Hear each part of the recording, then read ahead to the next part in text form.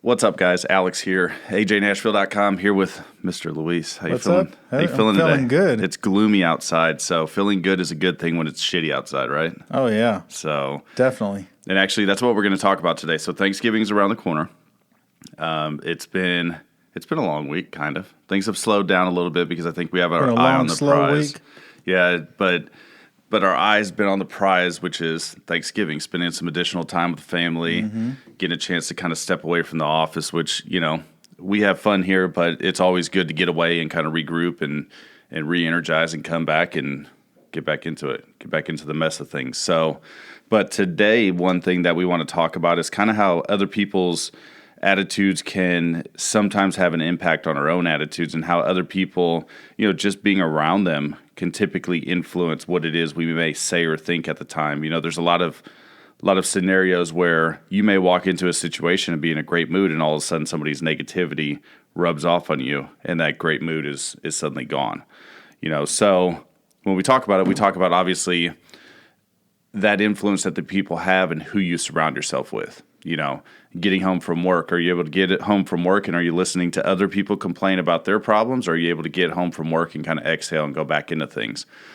You and I both know in this career field, it's a high stress job. You're dealing with other people's emotions, and you never know when you pick up that phone, is their emotion going to be happy, sad, angry, anxiety? I think we're better counselors than we are mortgage people.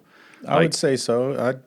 I tend to think that I give better counsel than I do taking it. Yeah. Well, I think that's natural because we see this on such a consistent basis, that providing those words of encouragement is something that, it comes with the territory. I don't think that you could be great at the mortgage industry unless you had that ability to kind of bring yourself down to earth and see people's point of view on certain issues. Now when we carry that stress and then walk in the front door, that's another thing. Are you dealing with, in my case, two toddlers running around trying to kill each other? Like, dude, you've never been to my house after They have work. knives? Not literal knives. They have hand knives. Knives? Actually, it was funny. Rowan yesterday, she said, I went to her Thanksgiving lunch at her school, and she said, "Dad, we can't have guns in class." I said, "Well, that's good, baby. You can't have guns in class." And I was like, "What do you mean?" And she does the little handgun thing, the finger gun, and she's like, "We're not allowed to do that in class." I'm like, in my mind, I'm like, where are these 4-year-olds learning this little finger gun thing? But it's kind of funny, when we were younger, at least when I was younger, you point at people and do the finger gun. Throwing grenades at people. Right. So, but apparently you're not able to do that in preschool, when you're 4 years old. Yeah. But, the kids, no, they don't have knives, but they do have finger guns. So, but their mood and the way they react and respond, obviously, it has to do with, okay, did I have a stressful day? Now the kids are stressing me out. Now I'm taking out my stress on them. I mean, we've all been guilty of that. We've had a shitty day at work, and then we go home, and the smallest thing ticks us off, and what shouldn't have been an issue turns into a huge problem. The dishes in the sink weren't done. Suddenly you're pissed off because the dishes weren't done, but is the root of that problem the fact that the dishes weren't done? Or is it because you're pissed off because you had a bad conversation at work, or somebody cut you off in traffic, or somebody flipped you off as they went past you, any of those circumstances?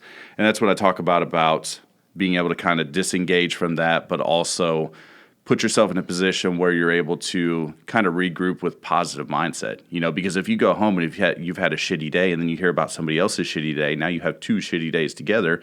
What typically happens from that? Usually nothing positive, right? No, it gets worse. It gets worse, or you go and you say, let's have a drink, and 1 turns to 10 and 10 turns to passing out, or it could turn into worse arguments. So that's the biggest thing. And I learned that, looking back now, is being 38 years old and looking back in my 20s and looking at the times where I'd go out and Did you say 38? 38, 38. Yeah. Why is that bad? I'm 36. So Okay. You're still old as fuck, but looking back at those younger years and the influence, the people around me that are like, oh man, you know what, fuck them. It's their fault. It's this. And suddenly you take that victim role. Yeah, you're right. It was their fault. It's not my fault.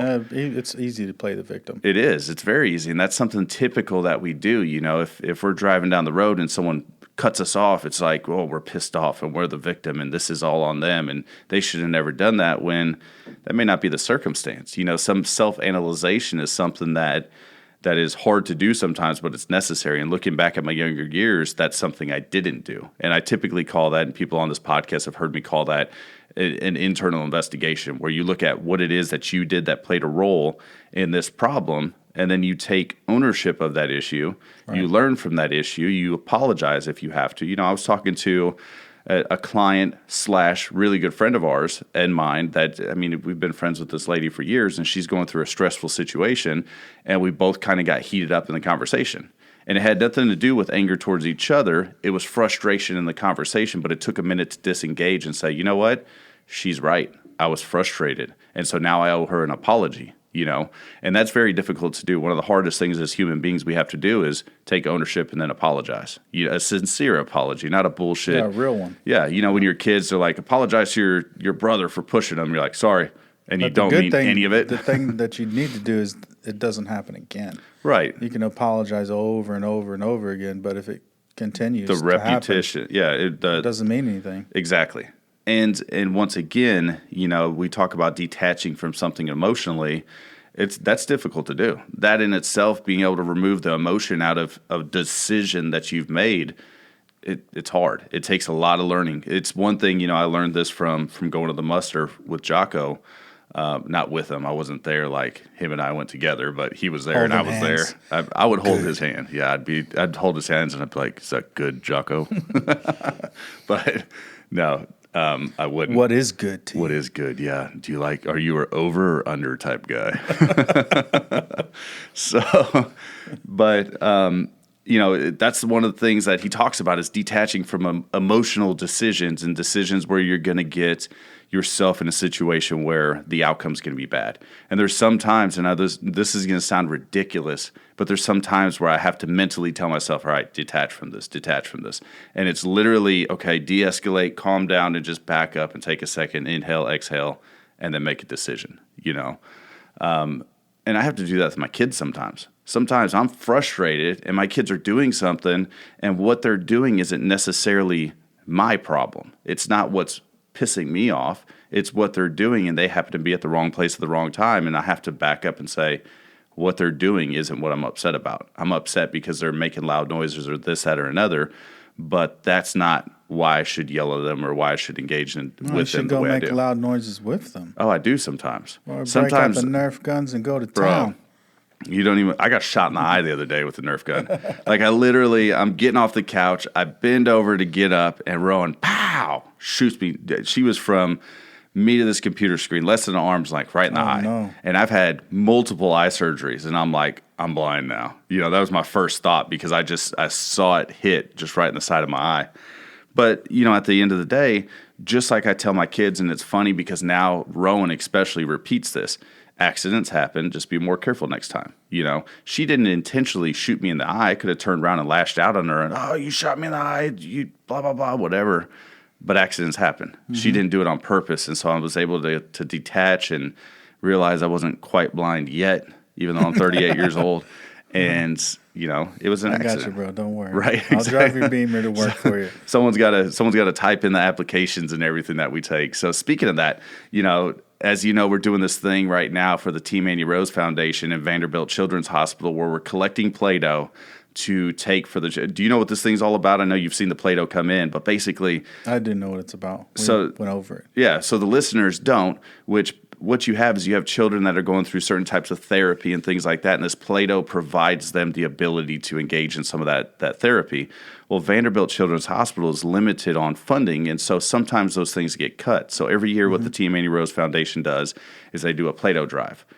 Last year's efforts brought Vanderbilt Children's Hospital up until November 18th of this year. Now they are completely out. They have no more Play-Doh, so it's our responsibility to get Play-Doh there. And here's what touches me is I think about if my child was in there and needed some of that therapy and they didn't have Play-Doh. Okay, what if my child was in there and needed some of that therapy? Not only did they not have Play-Doh, but I didn't have the money to buy them Play-Doh. So it runs deeper and deeper when I look at it, and it's an emotional thing for me. It's not emotional where I'm like, oh, poor me, crying or anything like that, but it's an emotional thing because I couldn't imagine my children being in that spot, or me being a parent having to be in that spot and spend those days there without having the basic support of something like that. So right now we're raising Play-Doh in order to support their efforts. I've said this on social media. I'll say this again on this podcast. What we're going to do, every person that donates, whether it's 1 can, 50 cans, or 1,000 cans, every person that donates, we're going to put your name in a hat. We're going to draw multiple winners. You're going to win one of the new AJ Nashville long sleeve shirts. Have you seen those? I have. Pretty sick. They look pretty good. Yeah, they're pretty sick. I would have to say, some artistic efforts went into that. Actually, Shannon was like, hey, do this. This is kind of the end thing. I was like, all right, I'll give it a shot. So what we're going to do is draw a couple names. This way, at least there's some reward behind it. But the biggest thing is put yourself in the shoes of a parent that may be going through this exact same thing and think to yourself, would 1 can make a difference? The answer to that is yes. If you want to send those in, 220 Town Center Parkway, Suite 204, Spring Hill, Tennessee, 37174. We've also had people donate through PayPal at aj@ajnashville.com. That's another way to do it. If you do donate through PayPal, what I'll do is I'll send you a screenshot of the invoice of the money that you sent so that you can see that your money went towards the cause that it was intended for. So, but that's another thing when I talk about the emotional portion of this, though, and how things affect you, like when you do positive things and help out people. The reward isn't always immediate gratification where someone comes up to you and says, hey, thank you so much for that help. I needed that. Sometimes it's the internal reward in knowing that you've given back to a cause. Even though Lincoln or Rowan or Kyler, none of those kids are in Vanderbilt Children's Hospital, I know that my efforts are impacting somebody. And I don't have to meet those people face to face to feel good about what it is I do. I don't have to get online and brag and say, oh, I bought X amount of Play-Doh, of my own money. That's not important. What's important is the end result. Right. And we talk about how our actions impact those around us. If someone comes in, if I come in, for example, and you're just having a great morning, things are buzzing, life's good, you left the house, you got an extra kiss from your girlfriend, whatever the case may be, you didn't hit any traffic on the way in, you got the guy in front of you bought your Starbucks, everything's buzzing the right way, and I walk in and I'm like, what the fuck, why are you so happy? And I've got a pissed off attitude that dims the lights on what's going on in your world at that time. And is it fair for me to pass on my negativity to you, or should I just keep it into myself and internalize it and deal with it? Well, it's not fair, but in all fairness, I don't think everybody does that purposely. Right. Transfers their, negative energy to you.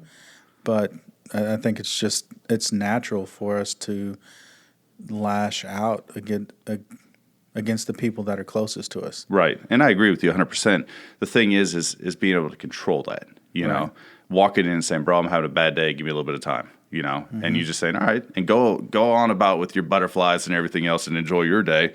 Let me go in the back, have my bad day. Let me jack up my music or whatever I do back there. And then when things come together, then I come back and re-engage with you and say, all right, now let's talk, What I used to do to kind of disengage and put my mind right is I'm a music listener. I'm not a music guy. Like if you come to me and you're like, hey, have you heard the new song by Bobby Brown? I'm the same way. I love music, but you've asked me to name some things. I'm like, what the? No, I can't. Now, old school stuff I can. Yeah. I could be like, hey, man, you hear that new Warren G song? From 1996. I remember that one. Oh, yeah. But those things I can. But, yeah, just jumping in the car, cranking up the music, and just driving, That, for me, is relaxing. So what I'm getting at here with the message I'm trying to pass is, on a day-to-day basis, we experience a amount of stress that those at home may not know that we're under. Whether it's, something that happened at work, something that happened on the commute home, something that your boss said, a coworker, something like that. You have to find a way to decompress. This way, when you go and you spend that time with the people that you care the most about, you're able to bring the same joy to their world that you would want them to bring to yours.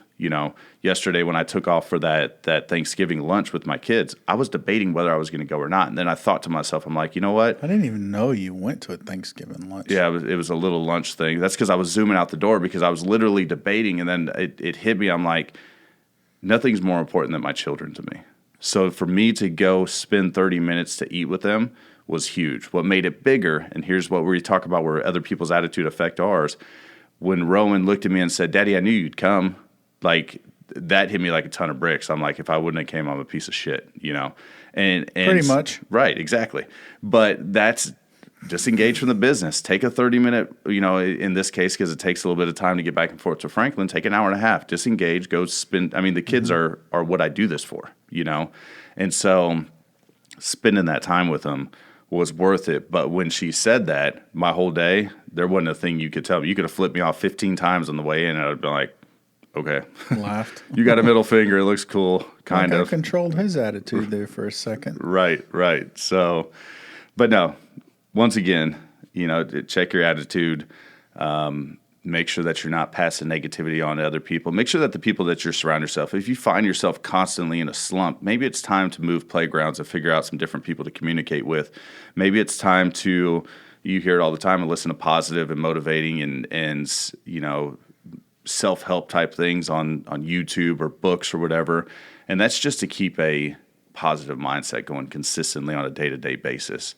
But, that's the information for the week, or the thing that we're talking about, to hopefully help those that are listening maintain that positive attitude, especially when it's gloomy, especially when you come into work and the sun's just coming up, and then by the time you leave, the sun's already went down. It's very easy to get into. When I wake up in the morning, the sun is already up. Yes. It's like 5 a.m., I think. I'm not sure. Dude, so Lincoln... 5:30? Lincoln will wake up, and if the sun's up, he comes in, he said, Dad, it's time to get up. And I'm like, bro, no, it's not. Like, wow.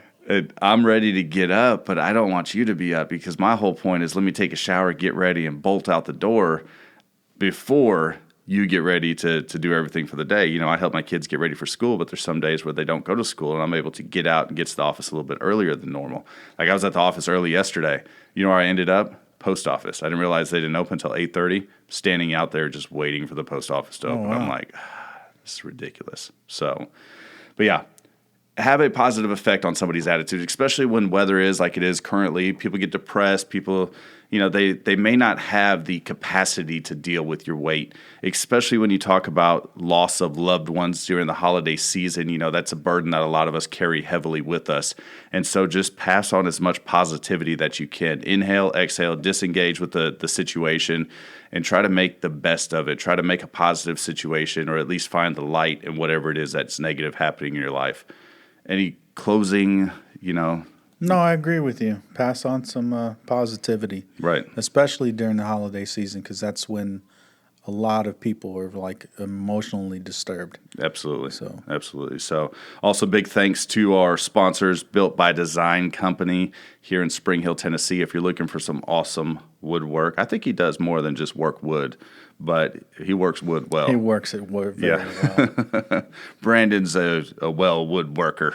But anyways, reach out to those guys. They built a beautiful table. Most of you have seen this by now. If you haven't, go to the AJ Nashville podcast page. You'll see pictures of it there. Also, big thanks to Greg Fairbetter from Broker Title and Escrow for all your support, everything that you do to help our clients and also our vets. So thanks again for tuning in. Have a great weekend. Enjoy yourself.